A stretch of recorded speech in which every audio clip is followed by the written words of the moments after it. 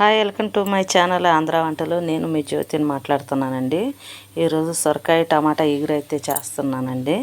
ఇదండి గంజి అయితే పెట్టి 3 గంటలు నూనె అయితే పోసుకున్నానండి. ఈ సొరకాయ పొట్టు ఇవన్నీ తీసి పెట్టుకొని అన్నీ కట్ చేసి పెట్టానండి. టమాటా, సొరకాయలు, పచ్చిమిరపకాయ ముక్కలు, 2 ఉల్లిగడ్డలు అయ్యి, ఇదిగో ఎల్లిపాయలు, కొంచెం జీలకర్ర వేసి దంచిపెట్టి పక్కన పెట్టానండి. నేను మసాలా ఏమి వేయటం లేదు కాబట్టి జీలకర్ర, ఎల్లిపాయ కొంచెం చేసి పెట్టాను. ఇట్లా కొంచెం ఆవాలు, జీలకర్ర వేసుకుందామండి. నేను వేడైంది కదా, 2 ఎండుమిరపకాయలు వేద్దామండి. ఈ ఉల్లిపాయలు కొంచెం పెద్ద పెద్దగానే కట్ చేసుకున్నాం. సొరకాయ కూడా కొంచెం చిన్నది కాబట్టి 2 ఉల్లిగడ్డలు అయితే తీసుకున్నానండి. నేనైతే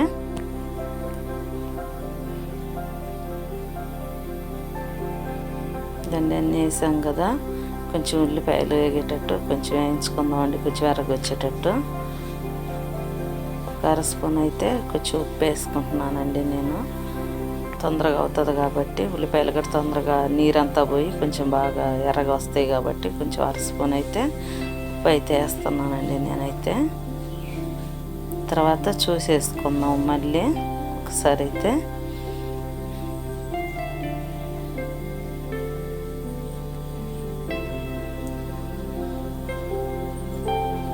ఎర్రగా వచ్చినాయి కదా,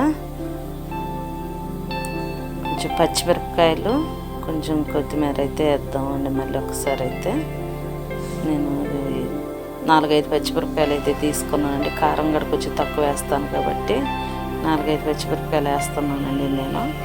ఇదిగోండి జీలకర్ర, ఎల్లిపాయలు అనేది దంచిపెట్టాను అన్నాను కదండి.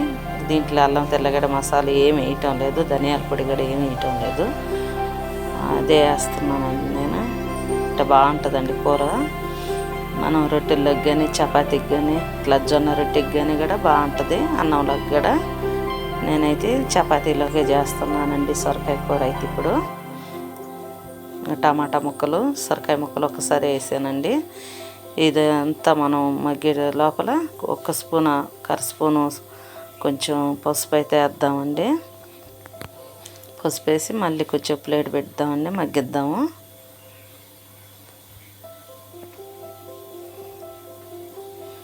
ఒక 2 నిమిషాలు మగ్గిద్దామండి ప్లేట్ ఒకసారి పెట్టి. ఇవన్నీ కట్ చేసి పెట్టుకుంటే తొందరగానే అయిపోతుందండి కూర. నీరు కూడా చూడండి, మనం నీళ్ళు లేకుండా నీరంతా ఎట్లా వచ్చిందో చూడండి.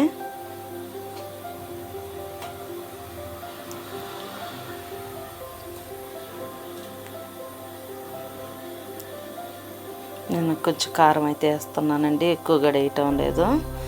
అన్నంలోకి కాదని చెప్పాను కదండి, రొట్టెల్లోకి అని చెప్పాను కదా, అందుకే కారం కూడా నేను 1.5 స్పూన్ వేసుకున్నానండి. కొత్త కారం అండి, మొన్న పట్టించిన కారం. బాగా ఎర్రగా బాగా ఘాటుగానే ఉంది కారం, అందుకే నేను కొంచెం తక్కువగానే వేసుకుంటున్నానండి.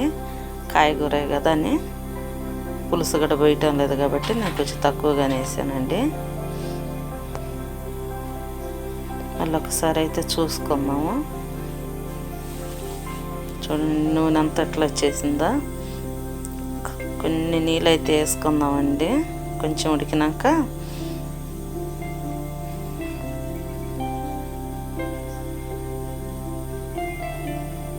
కొన్ని నీళ్ళు అయితే వేస్తున్నానండి నేనైతే. మళ్ళీ ఒకసారి అయితే మళ్ళీ ప్లేట్ పెట్టి మగ్గిద్దామండి. ఈ కాయ అంతా పోవాలి కదా. ఎందుకండి నేనైతే 2 స్పూన్లు, 1.5 స్పూన్ ఉంటుందండి నువ్వులు, తెల్ల నువ్వులు అయితే వేయించి తీసుకున్నానండి.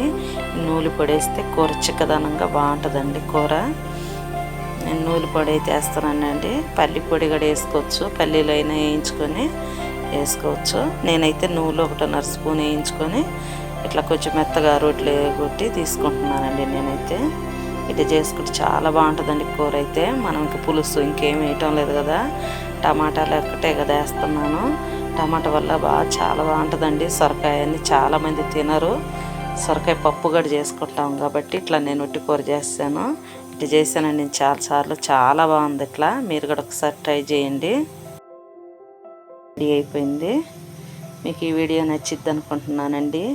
ఈ వీడియో కానీ నచ్చితే లైక్ చేయండి, షేర్ చేయండి, సబ్స్క్రైబ్ మాత్రం చేయండి.